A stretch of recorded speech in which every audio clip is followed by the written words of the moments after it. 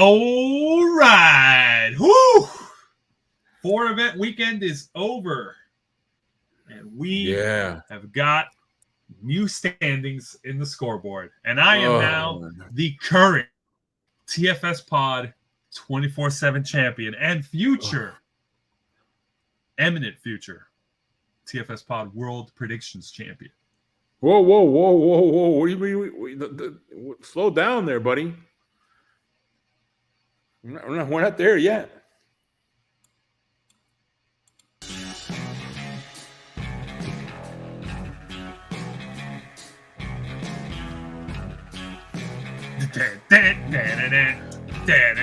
Welcome to TFS otherwise known as the View Show Podcast. It's 24/7 Lou, and that's it's Rickard saying I had a great weekend. Did you? And that's out on a special assignment. The one-man band. All right, one-man band. I get you. You're sitting out this one.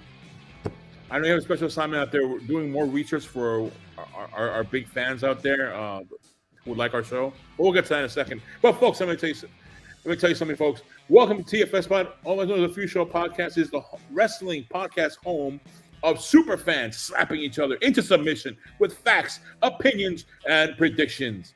Also, the home of Goldie. But Rickard, we are also the #1 listened to podcast by adult film stars. And for this special 4-in-1 installment, we got a shout out for AJ Applegate. I love you guys. That one sounded a little weird, but fun fact, everybody. I love you guys.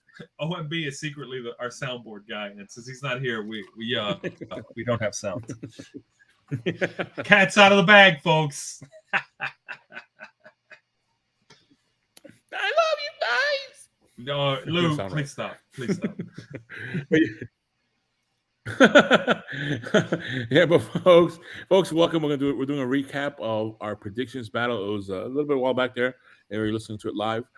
But yes, it was a crazy weekend of prediction. If you're a wrestling fan, you had to enjoy this. We had Under Siege, we had Night of Champions, we had Double or Nothing, and we had NXT BattleGround. So in this episode, we're gonna do a recap of all of that stuff. But before we get to that, I'm gonna say it then. Rickard, get the scoreboard. All right. So normally we do have we do this in separate segments, but we're doing this all in one. So we're gonna parse through this because we do have 4 different scoreboard updates. So first scoreboard update is for Under Siege, which saw 2 competitors get a perfect score. That's right. It was myself and, not here right now, the one-man band, which means the scoreboard is, well, first off, let's get this out of the way. Brought to you by Carl's Jr. and Hardee's. That's right. Sink into those juicy buns.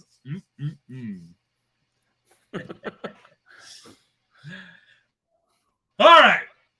Enough of that then. In first place, we've got at 10 points, 24/7 Lou. Yeah. Yep. Followed by, in second place, having gained 2 additional points, the Woman Band, who is at 8 points. Yeah. Awesome. Woo! Yeah. Awesome. Please tell the sound guy never to take a vacation again. And then we've got myself now in third place with 5 points. Wait, what does it say there? Hey, that's a thought bubble. You can't see that. Oh, yeah, I guess your thought bubble. I'm looking at it. Then, right behind me with 4 points, Main Event Jeff. My name is Jeff. And then Behind him, tied for 5th place, are the Randomizer and Bogey. Ooh, Randomizer. And then behind them is Big Al and Jay Few, who are both at 1 point.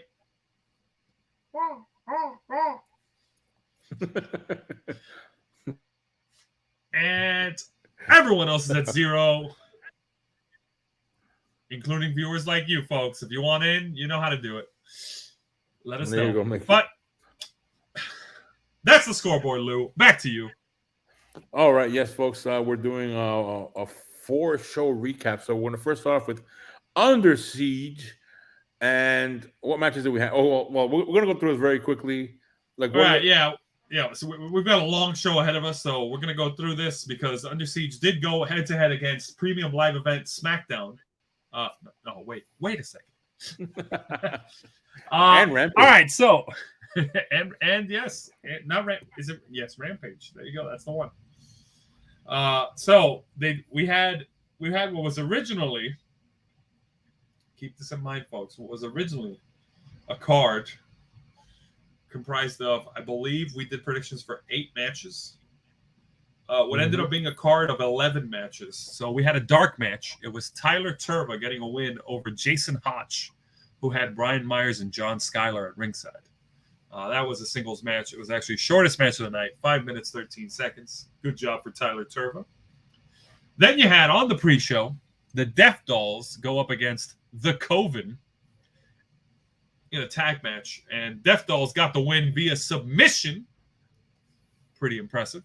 Okay. And then the last match on the pre-show, before the main show started, it was Joe Hendry defending the Impact Digital Media Championship against Dirty Dango, and he got the win, if you can call it that, after getting a disqualification.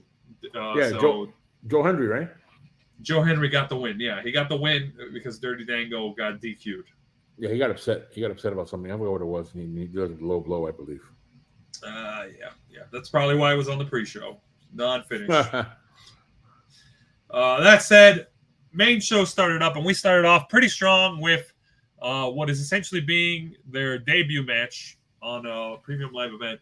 Nick Aldis, he got a win over Kenny King via submission in a singles match. Pretty decent opener. Did what it needed to do.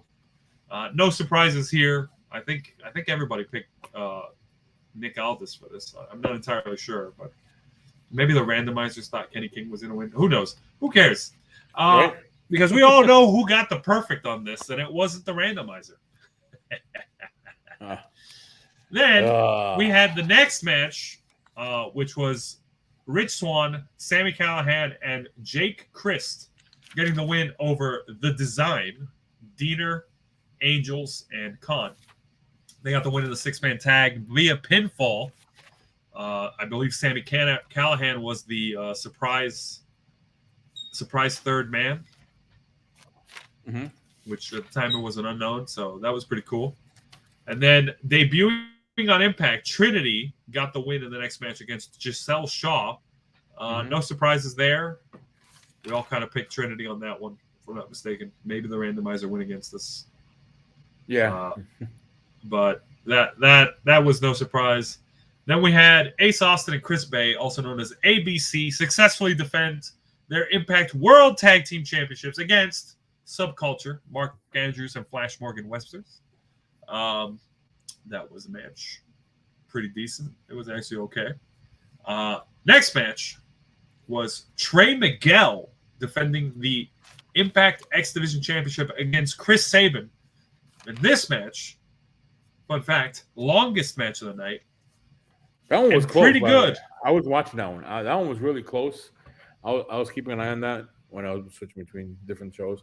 But I was watching that one, and that one was pretty exciting because I had seen other they had like, oh, not him, but not against Trey Miguel, but Chris Sabin had other matches against other people, and he had been showing he'd been looking really good in the ring, and they only went against Trey Miguel, who's also awesome in the ring.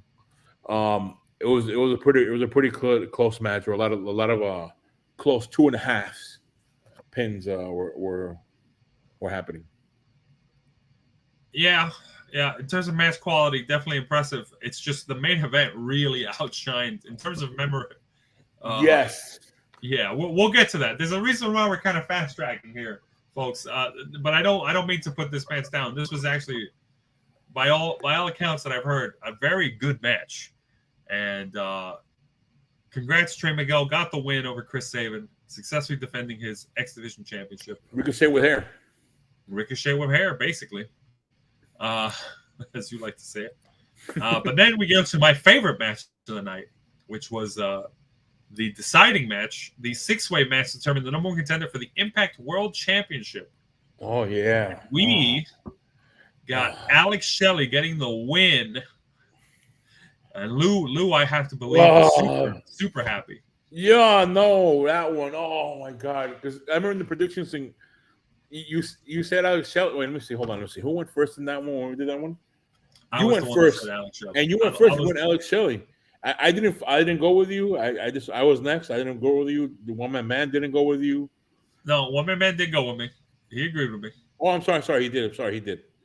If I'm not mistaken, actually, Lou, I think you went first on this, and then no, it was you. It was you. Was it really me? Oh, yeah. I have the list here, and I have it. Yeah, because I was thinking Eddie Edwards. I was thinking, okay, he looked good at the other match against PCO. Maybe he was getting a push, but no, it made more sense. Alex Shelley being the face out of all those heels in there. Yep. Well, mostly heels in there. It was half and half. It was half and half, but Alex Shelley, I didn't think it would be Yuya Uemura, and I didn't think Frankie Kazarian was going to get another number one contendership match. I was like, nah, I don't do that.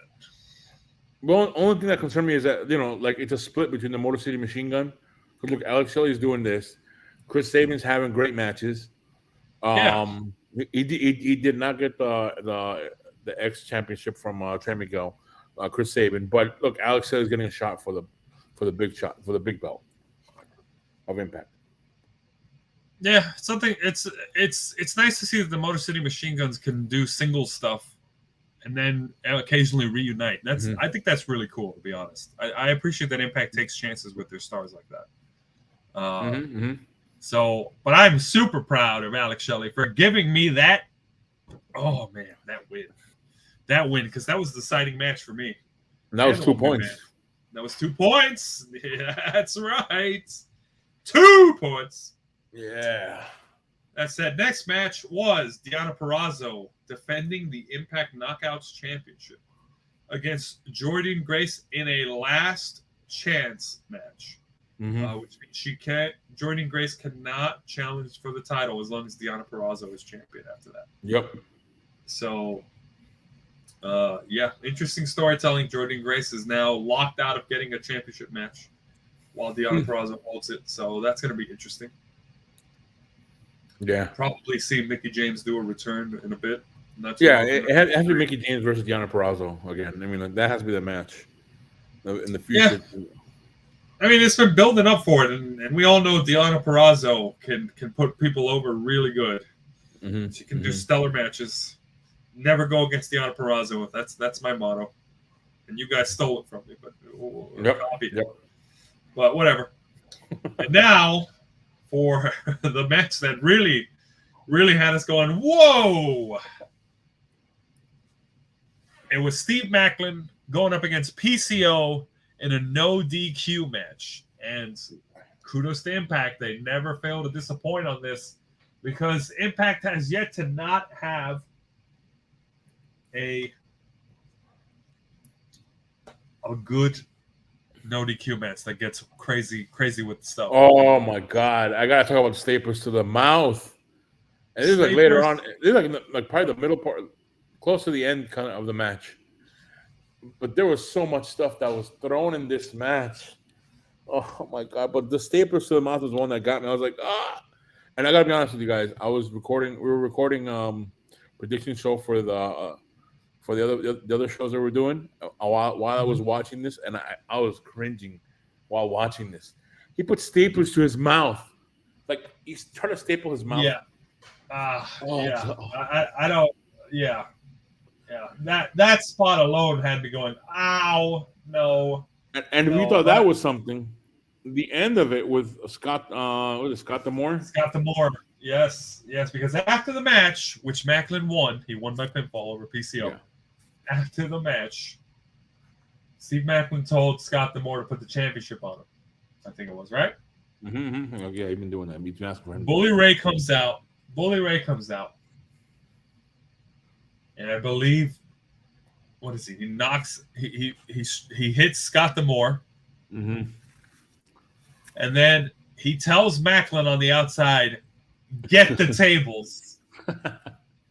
Macklin looks at him. Keep in mind, Macklin just wrestled a no DQ match. He's a bloody mess. Macklin looks at him. Yeah. Oh, yes. I forgot to mention there was a cut over his head during that match for Macklin. You could tell he was bleeding really badly. Oh, man. He got cut. He is crimson mask all over. Double, I guess you could say. But yeah, go ahead. So Macklin looks at him. He's bleeding, and he's like, I like the way you think. Grabs a table. And then, sure enough. Yeah. He's setting the table on fire. And he pours the lighter fluid on Demore also, if I'm not mistaken. Also, the announcer came out. I forgot his name. It was Aiden English. Aiden English comes in to help him. He basically says, no, this is ridiculous. No. And then he gets beat up. Yeah. I believe PCO tries to get back in the ring. Then he gets beat up, and then even Alex Shelley comes out to try to make the save also, and also gets beat up. And then they power bombed Scott Demore through the table. Yeah, table. That is how the show went off the air. But here we are. There's a score. And we went off the air with us having a perfect score. Me and the one-man band. One-man band, wherever you're at. Here we go. Air high five. All right. All right. Let's go to our next prediction. Next up was Night of Champions, right? So I guess I got to say. That's correct. Yep. Rick I'm going to say it again. Get the scoreboard. All right, Lou. Here we go. Because we had one winner for Night of Champions. Actually, there was no tie. And it was not myself, not you, Lou, not one-man band. So let's find out who it was. But that said, in first place, still. Oh, wait. My mistake. The scoreboard was brought to you once again by Carl's Jr. and Hardee's. That's right, folks. When you're just craving something wet and juicy, think of Carl's Jr. and Hardee's. But that said, in first place, 24/7 Lou at 10 points. Yes. That's right. And then it's the one-man band in second place with 8 points. Yep. Awesome. Yep. Yep. Because he got those 2 other points, right? And then he got those 2 points alongside me at Under Siege. So he said 8 points. Tied for third place. Evening's got a win at Night of Champions. Undisputed win. We're both at 5 points. And it's myself and Main Event Jeff. Mm-hmm. And then we're really widening the gap now between first, second, third, and fourth here. Mm-hmm. Tied for fourth, or rather fifth, with 2 points each. It is the Randomizer and Bogey. Yeah. Ooh. And then behind them are Big Al and J Few at 1 point. Those pictures. Hey, look, J Few's always been ready for a challenge. I don't know where he's at right now. He must be like concealing his true power. But that said, everyone else is at 0, including viewers like you folks. So if you know, if you know stuff about wrestling predictions and you want to try your hand at this, you're still kind of young. You could join. Let us know in the comment section. However, that's the scoreboard. Back to you, Lou. There we go. Now let's get to the Night of Champions ones. Here it is. Okay, well now the matches on this one. This is an afternoon show for us here in the East Coast. Yes, well, yes. So first match of the night was no, my mistake, because we need to talk about the opening match. Seth freaking Rollins versus AJ Styles. I know they for the inaugural World Heavyweight Championship. Yeah, they opened the show with that. That was amazing. A strong open. It was a strong open and a good match. Really good match. A lot of back and forth. Genuinely had me guessing at one point because there were several spots where I was like, oh my gosh, I think AJ might actually win it. You know, and we had the pedigree spot. They both tried. They both tried to do the pedigree. Seth ended up doing the pedigree. He went for the Phoenix Splash. Obviously, Seth doesn't hit the Phoenix Splash anymore, from what I could tell. It's been years since I think I saw Seth hit a Phoenix Splash. A lot of back and forth. Eventually, Seth did nail the stomp, and he secured the win via pinfall over AJ Styles. And props to him, Triple H came out and awarded him the title. Yep. Kind of in a weird way, it was kind of like a nod to NXT, his NXT history there. Oh, that was pretty cool. Yep. And that was a really strong opener. I was surprised. I was surprised since that was an opener. Yeah, it was nuts. All right, so we go to the next matchup, which you know the match. You know the match. In the predictions battle, you went first, by the way, on this one. Yes. So I set the tone. And boy, were we all wrong. I'm pretty sure we were all wrong except for the randomizer. Becky Lynch went up against Trish Stratus, and Trish ended up getting the win via help on the outside.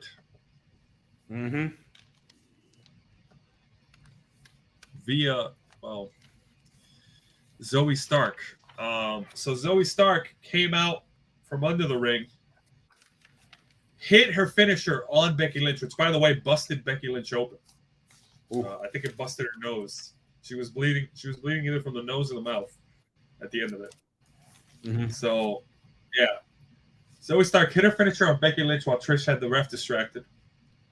And then when Zoe Stark rolled Trish in the ring, when she rolled Becky Lynch in the ring, Trish got the win via pinfall. So, pretty interesting alliance being chosen here. Zoe Stark is now aligned herself with Trish Stratus. Apparently, they really like her in-ring work, and this is an interesting way to get her over. Pretty crazy. This did throw us out for a loop. Nobody was going to get a perfect score after this match. So kudos to WWE. Yeah, I want to see. I probably missed it on Raw. The setup for the SummerSlam, the next one they have, or next event, or wait, what's the next one? No, it's not SummerSlam.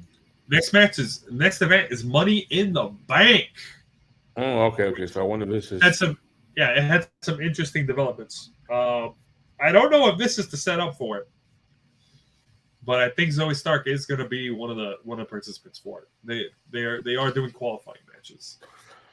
All right. Okay, let's go to the next match, which was Gunther versus Mustafa Ali.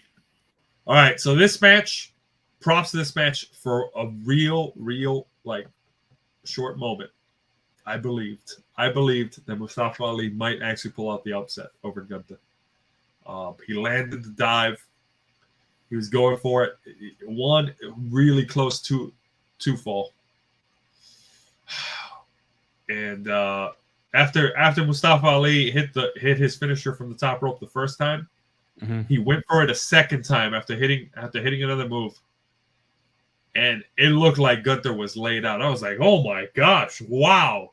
Because remember, Mustafa Ali said, if I can't win now, I'm gone. Like I don't deserve to be here. So, and this was a hometown thing for him, even though he's not from there. He's not from there. He's not from there, but he was playing up the whole like, yeah, I'm Arabic, Arabic descent deal. So there was a good moment where I was like, whoa, wait a minute, hold on. We're getting that Mansoor moment. But then Mustafa Ali missed the finisher, roll through. Gunther took all momentum away from him via chop, power bomb, pinfall. Mustafa Ali did not win. He got the pin. He was pinned, and apparently the follow up to this is Mustafa Ali is now back in NXT. So that was pretty interesting. Okay. All right, next matchup here we have Bianca Belair versus Asuka. Yep, and this match was the reason why we can't say this is a throwaway pay-per-view, because there was a title change. Yeah, that's true. You know what? I never thought anything about that. I was going to call it a glorified house show, but you can't. But the thing is that with Seth Rollins at the top, winning a new championship, I couldn't call it that. So I guess, but you know, but this matchup by having the title change here now. Yeah, technically, I guess 2 new champions were crowned. You're right. So yeah, there was that. But Asuka finally, you could say, righting the wrongs of WrestleMania. What are we at? 39. From this past WrestleMania, righting those wrongs, Asuka got the win via poison mist, but not by conventional means.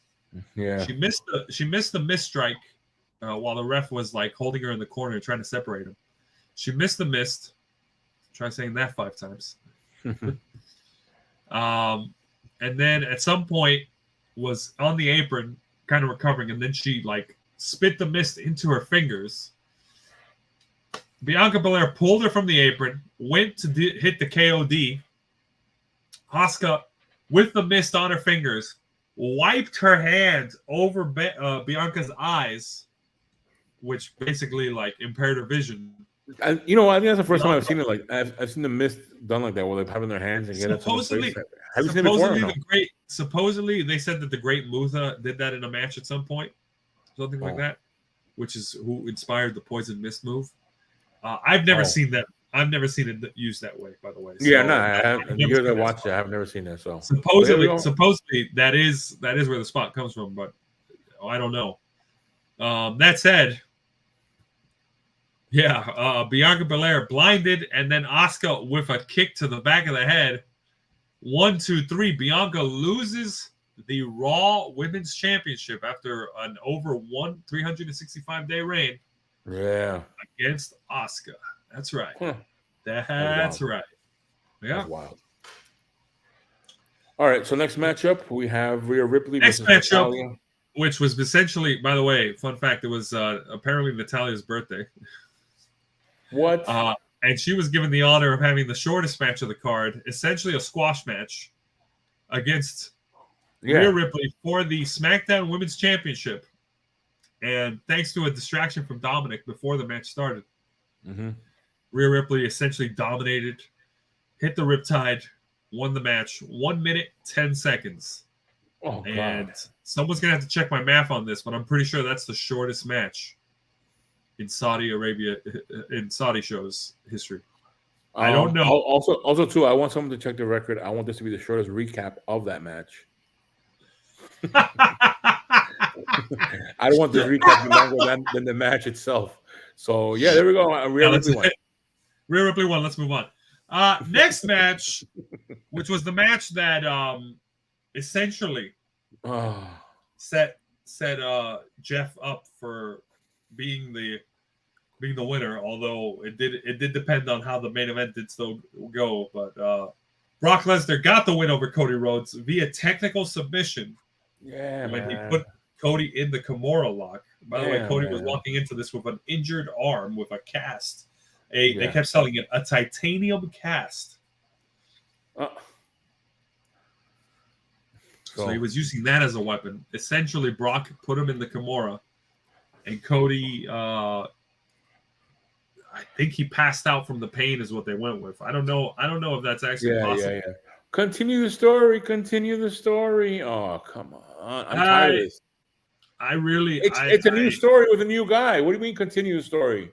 It's a new story with a new guy. Now we're gonna have to have a third match of a story that we have that should not have been, because we should have been concerned with the first story. Which, by the way, I got to give a shout out to Main Event Jeff. He kind of said, "Yeah, I think Brock versus Cody's going to be the match at SummerSlam. They're going to do a threefer." But he predicted this since WrestleMania Backlash in Puerto Rico. Oh wow! So I had hoped that Cody Rhodes would be going up against Reigns for the title somehow, some way. Yep. But apparently that's not happening. New storyline. Come on. Oh, if that pisses you off, just hear this, Lou. You know who Cody Rhodes is feuding with now, heading into Money in the Bank, it looks like? Cool. Not Brock Lesnar. He's feuding with Dominic Mysterio. What? After getting slapped in the face on Miz TV. Yep. Dominic. This man was some VP at another company. Look, Lou. Is this how he's getting treated? Look, Lou, I don't know how to tell you this. I think it's really good that a young up-and-coming star is able to team up with a first future Hall of Famer and the current Raw Women's Champion. I think this is good for the young up-and-comer like Cody Rhodes. He's going up. I know. He's going up against someone who's literally grown up in the business. Dominic Mysterio. The guy's got legend written all over him. Hey, you see what I did there? Oh man.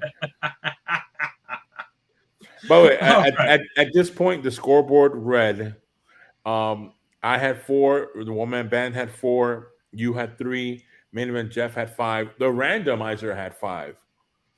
Yep. They were tied.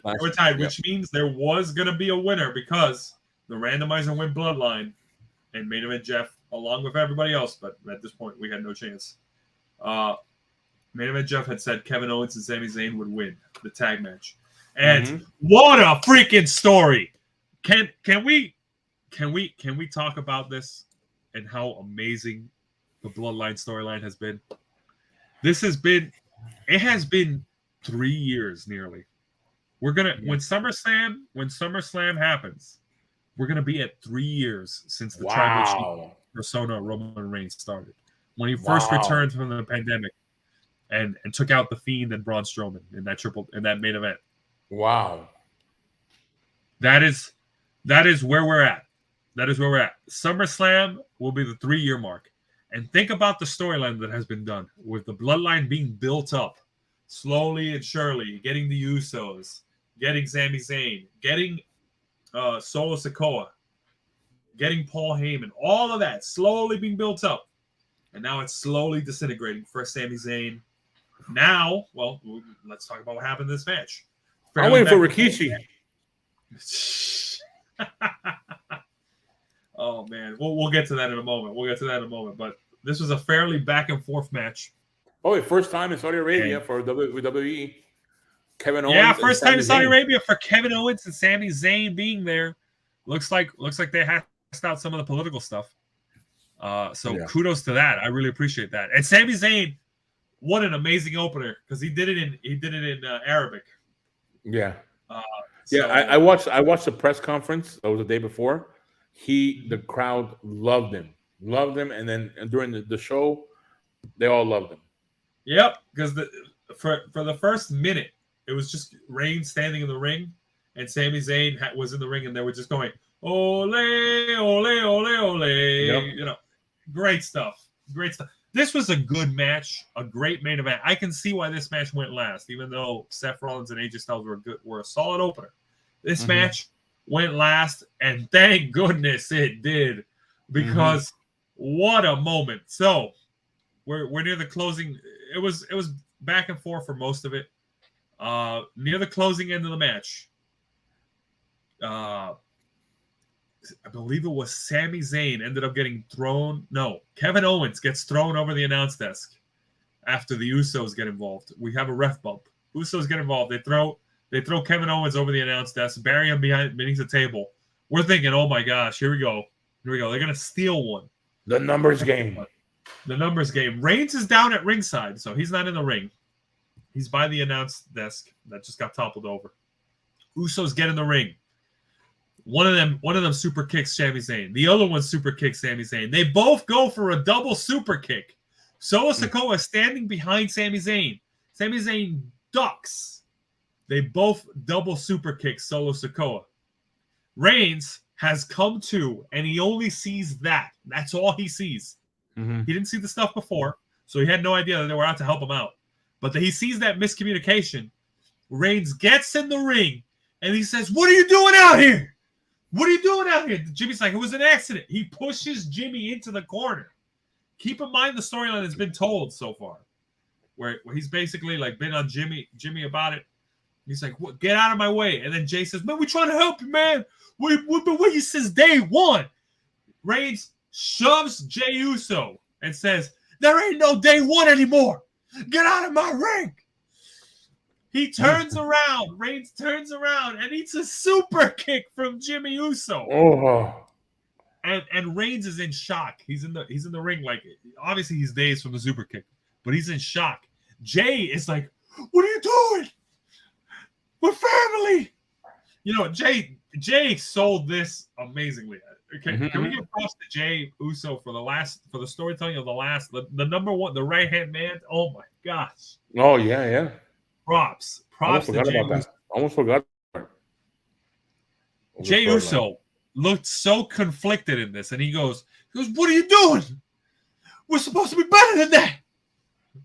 And Jimmy said, "No, hey, look at me, it's you and me now. It's you and me now. I'm doing what you should have done months ago." And then he super kicks Reign again, just to like cement it. Like it wasn't oh, we could take this back type of thing. No. Jimmy said it in stone. He's like, "This was not an accident. I'm doing this on purpose." Yep. Super kick Roman Reigns in the face. Reigns rolls out of the ring. He said he wasn't a legal competitor anyways, leaving Solo Sikoa on his own. Solo eats a stunner. Boom. Thrown to the corner. Haluva kick. 1, 2, 3. Usos are watching from the ramp. Jimmy's telling Jay, "Hey, no, don't get involved." And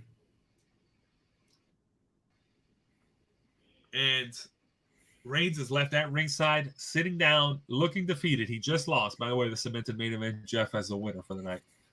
Reigns is sitting there. There we go. Defeated, looking up at Sami Zayn celebrating. He said, "It's over, Roman. It's over." And Jimmy and Jay are on the ramp.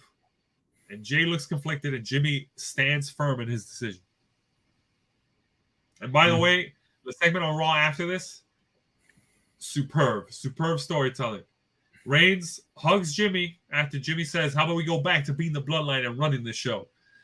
You know, we're fam." He hugs Reigns, and Reigns says, "No." And he walks away with Solo. Solo and Reigns walk up the ramp, and Paul Heyman asks, here's the hook for everybody. Paul Heyman asks, "But my tribal chief, what about Jay?" And then Reigns says, "Jay's gonna do what he always does, and he's gonna fall in line." So we're gonna find out what Jay's decision is on SmackDown. So that's gonna be interesting. Stay tuned for SmackDown. Also Sikoa thumbed even the thumb. No, spike. He did not. No, he didn't give the spike. He didn't give the spike to Jimmy. Oh, but he gave it to Jay, right?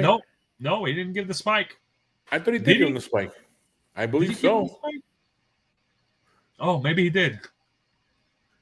Yeah, he gave him the spike. He gave him all right. Damn, I thought it was all right. He gave him the spike, and Jay didn't do anything. Okay, cool. Because Jay's conflicted. He's selling the story really well. Okay. All right. I know who's not conflicted. Yeah, we know Solo's not conflicted. Solo made it very clear he's not conflicted. No, I'm main event Jeff getting that point. Oh, yeah, that too. Night of Champions, main event Jeff winning the 24/7 championship. You're holding it right there. Look at that picture. All right. So now I have to say the most important line, right? Yeah, because we got to go on to the next event. So buckle up, folks. We got 2 more of these. All right. We'll go quick. We're going quick on these. All right. So let me say, Rick Hard, get the scoreboard. All righty. Once again, the scoreboard standings. And you know what's coming next, folks. Brought to you by Carl's Jr. and Hardy. That's the kind of meat that you can slap your lips together with. Juicy. Huh? Okay. Talking about burgers, Lou. Jeez, get your mind out of the gutter. That said, after NXT BattleGrounds, which saw 3 co-winners,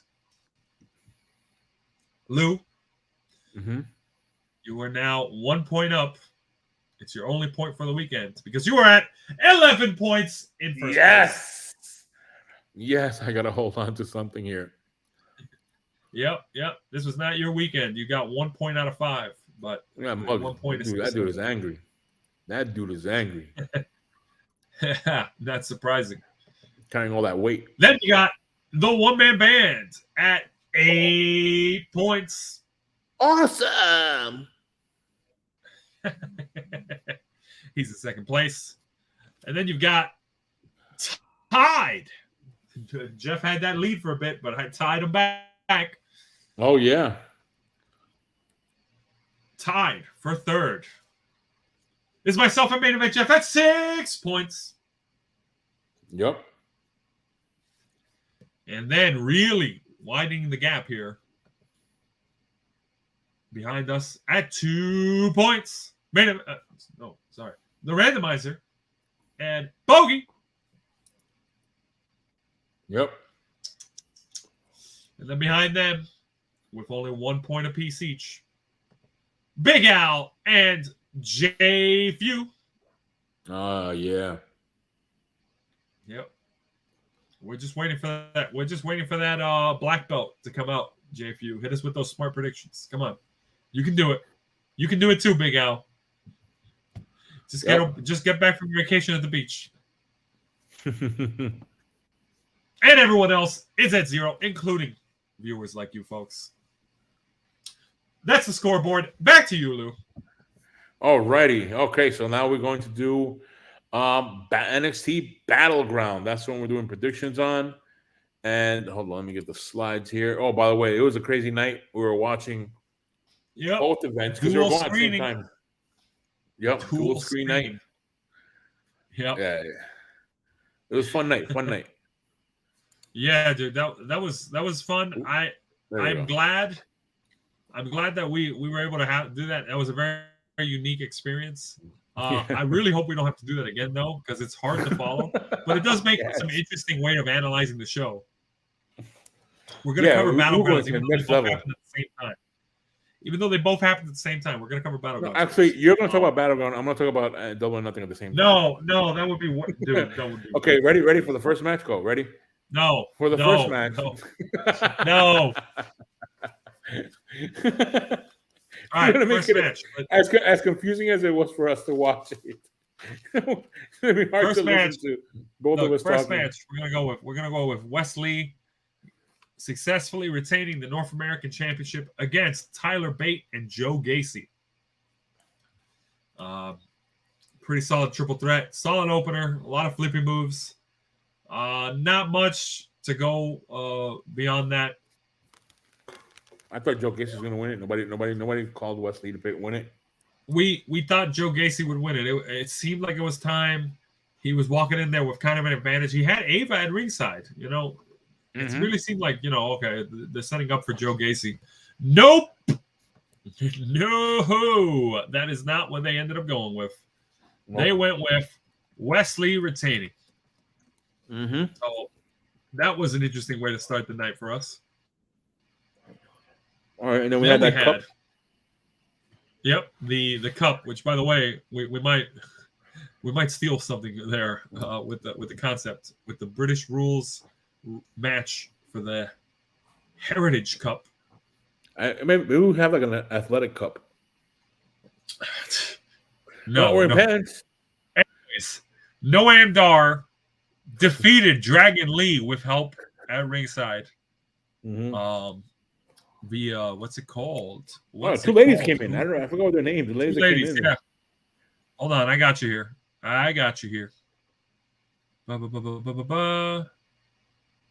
Lash Legend. Jakara Jackson came down to the ring to distract the referee, and then Lash Legend hit Dragon Lee with the bucket. Okay. So yeah. Next match was match of their night. Yes. Yeah, match of Battleground, which, by the way, it also set the tone for match of the night for Double or Nothing also. It was Ilja Dragunov going up against Dijak. You know they're watching the other competitor. Come on. In a last man standing match. And, this match really super duper took the show there. Wait, didn't he have a cut in his chin? Dragunov. I think Dragunov got a cut. Look, on his chin or something. Right? A lot of spots. I think they did stuff with the steps. Oh, the arm! I thought that arm was broken, man. Come on, you can't tell me that arm was not broken. Yeah, that arm. The arm for Dragunov looked really like messed up. I didn't want to think about it, but this was a brutal match. It was the kendo stick one when he had him in the corner and hitting him with the kendo stick. Oh god, that was hurt. That was painful. These guys walked away bruised for sure. The kendo stick, all of it. Dragunov got the win. I think everybody picked Dragunov on this. This match reminded me of those old takeovers matches. Yeah, it reminded me. It had a lot of feels. The last man standing concept. It has a good. It can be last man standing matches can be good and they can be bad. Because there are a lot of last man standing matches out there with a lot of 10 counts where they try to count to 10 and then a lot of close calls. And then they overdo it where it's like, we know he's getting up. You hit him with a neck breaker at ringside. It's not that big of a deal. Keep the match going. It's part of the ring. But this match had the right balance of, suspense and quality. And it was an early contender for match of the night. And it didn't really have anybody like topping it for a while. That said, Dragunov got the win, securing us some points. And then we had Gallus going up against the Creed brothers. And Gallus got the win. Not a lot to go home here with. This was actually the shortest match of the night. Good. Oh, okay. We kind of figured. That was we kind of figured. Yeah, part of that is because we were watching the other match happening. Yeah. Which was AEW did an impromptu match with House of Black. And it wasn't impromptu. They had called it before. Just that we didn't have it on our list. We didn't have it on our list, but yeah, it was. I think it was an open challenge though. Either way, we were paying attention to the other screen, so we didn't catch most of this, unfortunately. But yeah, after Dragunov, we were kind of like, well, I don't think anything's going to top that, so we didn't pay attention. But either way, solid match. Gallus won. We were kind of expecting that. They kind of held the championship for a little bit now, so not a lot. Then we had to crown the new NXT Women's Championship, the tournament final, to unvacate the championship. It was Tiffany Stratton going up against Lyra Valkyria. And you said, oh man, I was gonna say a joke, but you already said it. I was gonna say Lyra Valkyria versus TS, and Toni Storm won.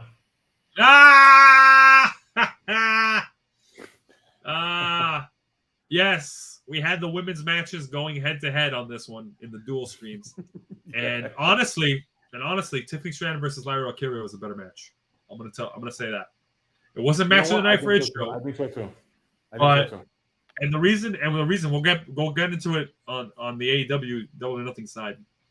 But the reason is the finish for Tony Storm versus that killed it. Yeah, that finish was a little off. We'll get into that. But Versus Tiffany Stratton versus Lyra Valkyria, a lot of near falls, really good fast paced action. Longest match of the night, but it did not feel like the longest match of the night. Solid performance. Performance. Well done. Yes. It went 7 seconds longer than the last man standing match. Oh, okay. Yeah, wow. Okay. And then I had a lot of fun with TS on the screen. Yeah, it was No. really hard. It was really difficult when they were doing the entrances too. Oh my god! All right, yeah. That last match of the night for NXT Battlegrounds, we had Carmelo Hayes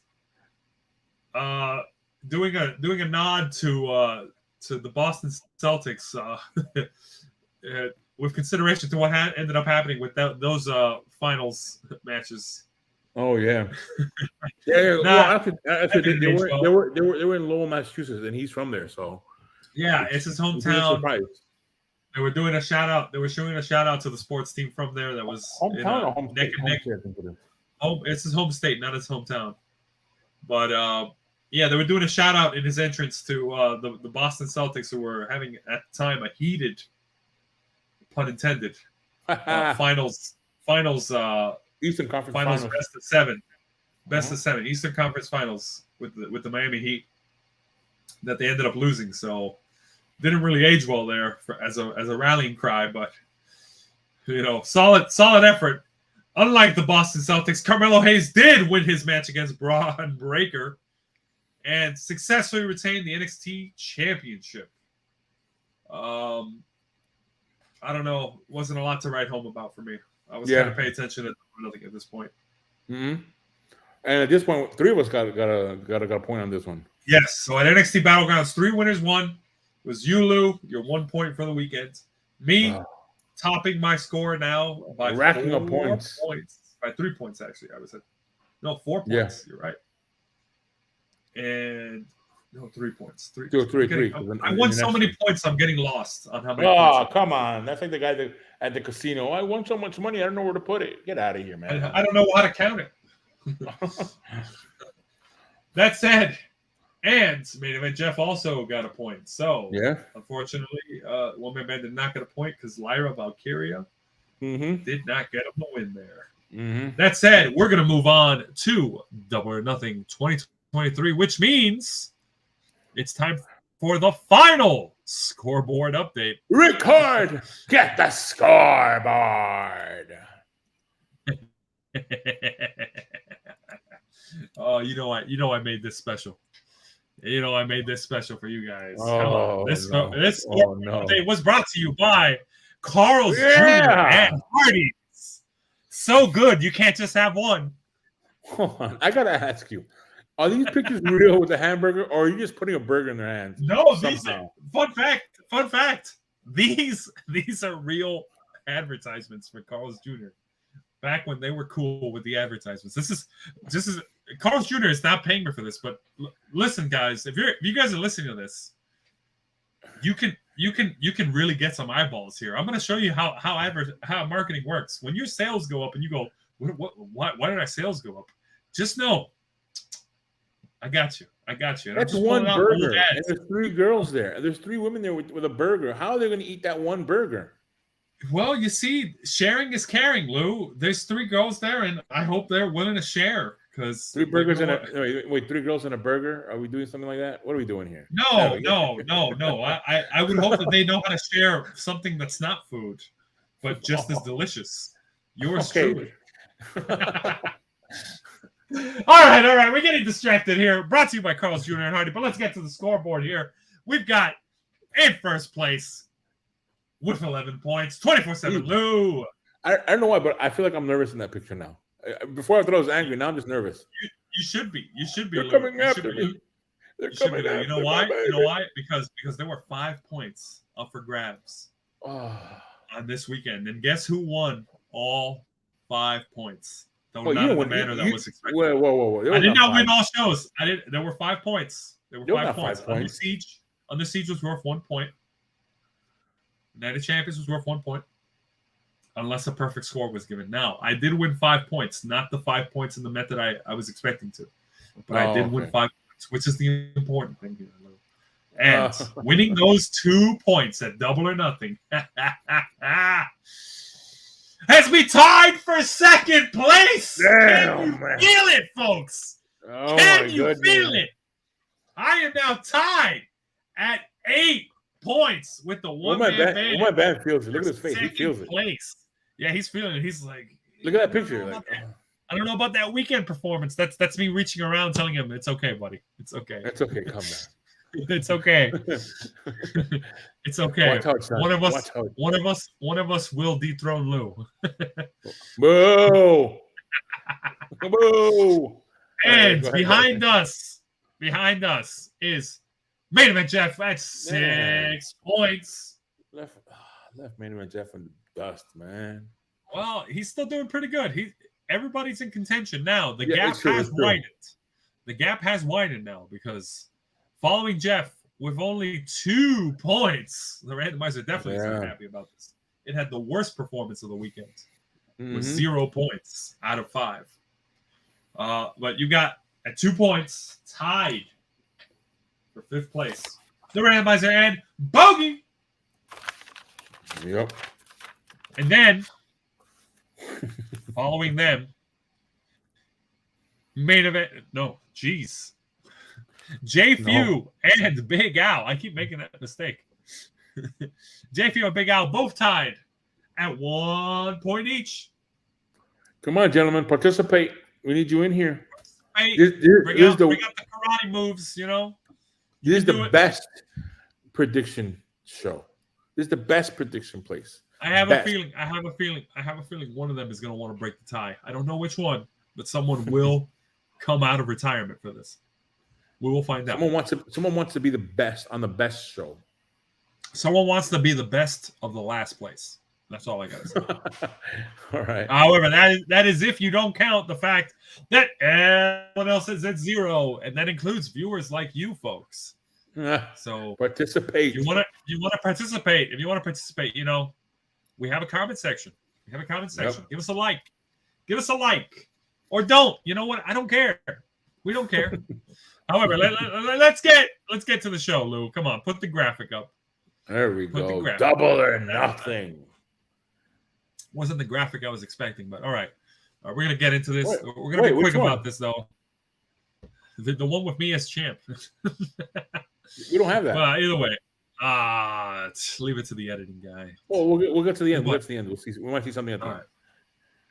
All right. We will see something at the end. I hope so. That said, let's start. We had matches, by the way. We didn't give predictions on all of these. Some of these were added in after we made predictions, but we're gonna go through this. Hardy Party got the match, got the win against Ethan Page and the Guns via submission on the pre-show. And then we had the 21-man Blackjack Battle Royal, which, by the way, like I said, all the participants in the match started in the ring. There was no little by little entry. So it's a good thing we did it the way it's a good thing we did it the way we were for the randomizer. That said, Orange Cassidy got the win. And if I'm not mistaken, Jeff was the one that got the 2 points off of that. Yeah. So very impressive by Jeff. However, then we had in the next match, in an unsanctioned match, it was Adam Cole going up against Chris Jericho. Mm-hmm. And that match was won by referee stoppage in a very, very strange way that they went with that. Unsanctioned match, and it ended by referee stoppage. Very. I know, what? Yeah. We saw involvement by Saraya and who was the other person that got involved? Oh, Ruby Riott? Or Ruby, whatever her name. No. The other person that got involved was Britt Baker. There we go. Oh, Britt Baker got involved. To help Adam Cole, basically. All right, so that happened. Adam Cole got the win via referee stoppage. Sabu was at ringside fighting back against the Jericho Appreciation Society. That was pretty cool. So yeah, that match happened. Then you had FTR going up against Jeff Jarrett and Jay Lethal, and if I'm not mistaken, this was the match that went up against Gallus. Or maybe maybe I am mistaken. I think this is the match that went up against Gallus. Yeah, no. It wasn't. It was the House of Black one. Because it was after the other one. Yeah. So all right, so FTR won that. Either way, FTR got the win over Jeff Jarrett and Jay Lethal. They won via pinfall. Mark Briscoe was the special guest referee, and that kind of didn't really play much into it. At the end of the day, Mark Briscoe ended up counting the pinfall, and FTR got the win. Then next match, interesting match, Wardlow going up against Christian Cage. As my friend pointed out, turtleneck Christian Cage. Yes. But I did like it. So the spots with the ladder. Ooh, man, Wardlow. Yeah, those spots look painful. I will say that. Yeah, Wardlow had to show that he can handle in one of these matches, and he did. He handled it. This is the match that went up against Gallus. And this was the match that took our eyeballs away. What was the one that he did? He had one of those long ladders. He dived from the top through a table on top of what's the guy name again? Luchasaurus. Luchasaurus did get involved. Wardlow ended up winning, but yeah, super crazy spots. Of course, like you watch it and your back hurts because they're falling on their backs on top of ladders. Painful. On top of the ladders. They also had table spots. They did have table spots. Breaking them in half. Oh man, that was brutal match. Mm-hmm. But Wardlow retained. Yep, Wardlow retains. And then we had Tony Storm going up against Jamie Hayter. And so this match, we kind of referenced it. It was actually a really short match. Let me see. Shortest match of the night, 5 minutes, 30 seconds. So, but you see, I kind of knew this one. I knew this one when I called it Jamie Hayter. I said Jamie Hayter had an injury. I said Tony Storm also, though, just because ex-WWE person, they're doing an Outcast storyline. Plus, Tony Storm's doing that thing with the spray paint on her ass. Well, also too, like I said, Jamie Hayter has an injury, so she had to give the championship. Yeah, I guess that played into it too. Sure, whatever. What, real life? What are you talking about? That said, Tony Storm won back the AEW Women's World Championship. She was the interim champion. Yep. And we referenced this before. The finish of the match was, I believe, the turnbuckle was exposed, and Jamie Hayter was in the middle of the ring, got pushed by Tony Storm, but she totally misdirected into the turnbuckle. Like Jamie Hayter, the way she was pushed made it look like Jamie Hayter went out of her way to run into the turnbuckle. Yeah. No. She was supposed to. She pushed her in a way to go to the ropes, not the turnbuckle, was it? But went to the turnbuckle. Was it how it was? Yeah, that's how it was. She pushed her into the ropes. Jamie Hayter changed direction to go into the turnbuckle, and I'm just like, why would you? That doesn't make any sense. That's the only thing that I was like, what are you doing? Yeah. That's why. Aside from being short, the match also, I was like, what's going on here? But it is what it is. You know what? For future references, we have to start calling matches like, what's going on here? Matches. We're not gonna say it's a bad match. We're just saying, what's going on here? Hold on a second. What's going on here? Yes. Yeah, the inaugural one. We gotta have an inaugural one. The inaugural one, if we have to really go back to previous recordings, would be Finn Balor versus Roman Reigns as the Demon, where the ring turnbuckle just broke apart for no reason. What's going on? Last second. That was a what's going on here match. But we're getting sidetracked. This match definitely had us scratching our heads at the end. Which is why we were like, all right, this is what's going on. All right, now we had Open House Rules 6-way tag match for the AEW Trios Championship. Oh, wait. Here's a picture, by the way. Here's a picture where the Wardlow, the Gallus. It was Gallus and what do you call it? Yeah, Wardlow there you go. Christian Cage was doing the entrance while Gallus was wrestling in the ring. Yeah. All right. So yeah, go ahead. So next match was House of trios Black. championship was House of Black going up against the Acclaim and Billy Gunn, and Mm-hmm. House of Black with the win. Naturally, champs retained. So that was pretty cool. Oh, And I did like the line in the intro. How Murphy, oh his girl is with yeah, another, is doing you something lost with your a guy girl. named You're Don. doing with a guy named Dominic. Yeah, yeah, I remember. I remember you caught that. We missed it because we were paying attention to two screens. Yeah. But yeah, I that would wait for the acclaimed intro, the rap intros, because they're really good. They're really good with the stuff that he says. yep, yep. But being good at the rap did not equal winning the match. Nope, House nope, of nope, Black nope. retains for the win. No points Here we go. award to anyone on that one. Yeah, because we didn't make predictions on it. But next match was Jade Cargill going up against Taya Valkyrie. Oh, come on. This is stupid, man. And this was the match that really, really started like cementing it here for me. I was like, yeah, here we go. Here we This go. was stupid. If you're gonna, I knew she was gonna drop the belt, but Yeah, not in this everybody match. supposedly knew, but not in this match. Because Jade Cargill continued her winning streak by beating Taya Valkyrie and then immediately issued an open challenge, which was answered This to one by also. a returning Chris Statlander, who won the match. This one post match is, what are we doing here? What are we doing here? No, I'm okay Not with the this. match. Not the match. I am okay with this. But this is like I the am definitely equivalent okay of. with this. This is not like this is a new wrinkle in like if like you're writing a story for wrestling stuff. Okay, they're gonna fight, and then someone else is gonna come in, and they're gonna win the championship. Wait, didn't we have that thing with Charlotte when she came back or something like that?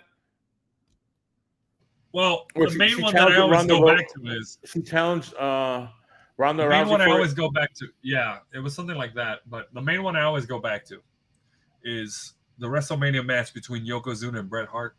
Yoko wins the match against Bret Hart. Hulk Hogan comes out at ringside. Yokozuna issues an open challenge to Hulk Hogan. Hulk Hogan gets in the ring, wins really quickly off a leg drop. New champ. Completely goes against everything we know about heel dynamics in wrestling. The heel, after wrestling a hard-fought win, immediately says, all right, yeah, sure, I'll wrestle a second match and have my championship on the line. All of their own volition doesn't work. You could say it's overconfidence, whatever. I don't see it. But I'm very glad that Jade Cargill won her first match against Taya Valkyrie because I was okay with that. Very okay with that because it got me a point. We were walking in with a tie, Lou, for the main event. And then came the Fatal 4-Way match, which... No. Wait. You mentioned the MJF? Yeah, MJF, Fatal 4-Way. Oh, but that wasn't the main event or the co-main event. It was not the main event. This was the next match. It's not the main event. I guess you could say it's a co-main event, sure. The last two matches of the night. You had MJF go up against Sammy Guevara, go up against Darby Allin, go up against Jungle Boy, Jack Perry. Yeah. And what a match. MJF was in true. By the way, by this point, BattleGrounds was over, so we were able to focus entirely on this. So we remember these last two matches really well. Yeah, AW was smart to hold off on these two matches for after BattleGrounds was over. I will give them that. So you had MJF start off the match, and he said basically, "Yeah, you guys fight each other. I'm going to go out to the ringside." But the other guys were like, "Yeah, we're not having that." 4 pillars match. These guys come out, they ambush, they basically corner MJF and they start beating up on him. And then finally, we should address this. Before the match started, Sammy Guevara announced that him and Ty Conti are going to have a kid. Yeah, wow, already. Yep, I know. These two are, woo. They announced it on the pay-per-view. Very, very nice. Yep. Congratulations. Yep. So MJF basically gets cornered. They all start beating him up. There was a very cool spot. I like this. There was a cool spot where all four of them hit on each other. They're like mentors finishing move, or rather like either mentor or their inspiration in the case of MJF, because MJF hit a GTS. Mm-hmm. Sammy Guevara hit, if I'm not mistaken, the Code Breaker. Darby Allin hit a Scorpion Death Drop, and then Jungle Boy Jack Perry hits the Kill Switch, which is Christian's move. So we had an homage to CM Punk, Chris Jericho, Sting, and Christian. Yep. And that wasn't the only homage. We also saw Sammy Guevara hit the walls of Jericho. Yeah. Or the Lion Tamer, whichever one you want to call it. And so Sammy Guevara hit the Lion Tamer, and Darby Allin hit the Scorpion Deathlock or Sharpshooter. So that was a cool, neat spot where they were doing dueling submissions. Really great. The finish of the match happens when Darby Allin goes out of his way to he hits his coffin drop move, and then in a nod to long-term storytelling, even though he could pin MJF there, he wants to beat MJF with a headlock takedown, because that's how MJF supposedly, quotations, beat him. That was the last move MJF did when he hit him with the ring. Yeah. So he takes time to pick up MJF, headlock takedown him, goes for the pin, and it's those extra seconds that cause him the match and have somebody break the pin. Which then leads to MJF getting back up. By the way, at some point, MJF in the match, I skipped this part, but at some point, MJF in the match told Sammy to get in the ring and lay down for him, and he would give him a payout, basically, for doing that. Yeah.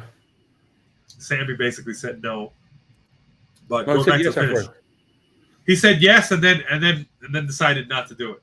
Yeah, he rolled them up for the most show's line of most deadliest move. The most devastating move in sports entertainment. The surprise roll up. That said, Darby Allin at some point ended up getting hit with the championship, I believe it was, by MJF. And then MJF picked up Darby Allin, hit the headlock takedown on him, and 1, 2, 3 retained. Very interesting nod to long-term storytelling. I gotta say, very impressive. Yeah, it was. And now we get to our last match of the night. It was you and me, Lou. You picked the Elite. I picked the Blackpool Combat Club. All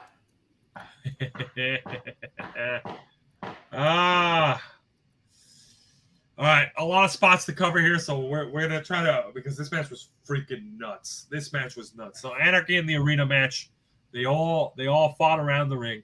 We start the match. The Elite comes out. Then you had a live band play Wild Thing. Elite meets them out in the stands. They start fighting all over the place. The live band, continues playing the song. I was like, "Why? Come on!"